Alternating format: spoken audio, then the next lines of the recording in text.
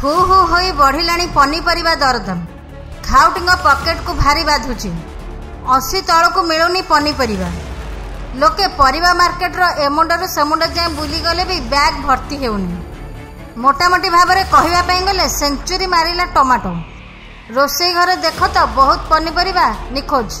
2-3 सप्ताह तलू जो पनीपरिबा 20-30 टंकार बिक्री होउथिला एबे वर्तमान सही पनीपरिबा 80 ऊपर को बिक्री होउछि। कहवाई गले टमाटर तो हाथ मारिबा को डर लगुछि। एबे किलो पिछा 100 टंकार पहुंची टमाटो।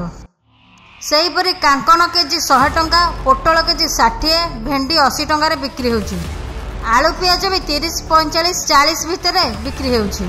एही दरदाम देखा मिली बरगढ़ जिला पद्मपुर बजार में।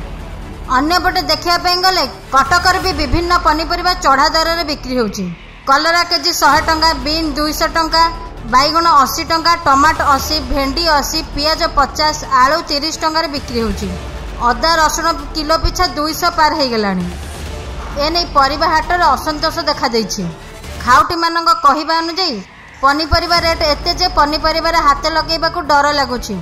आमे कोन किणिकी नबु पिला मानक खाइबा पई दबु। आउ किछि खाउटी मध्य कहिसंदी खरा जगो पनीपरिबा गछ मरी जाउछि, तेनु रेट बढ़ी जाउछि।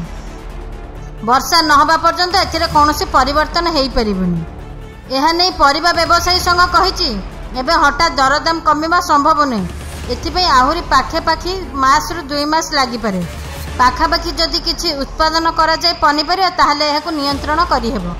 एपटे देखिबा पई गले सतको सत खरारु त्राही मिलु नहीं। बिलरे परिबा गछ मरिकिरी पुणी आउथरे नुआ गछ उठिलाणी सुदा किंतु वर्षार देखा नहीं।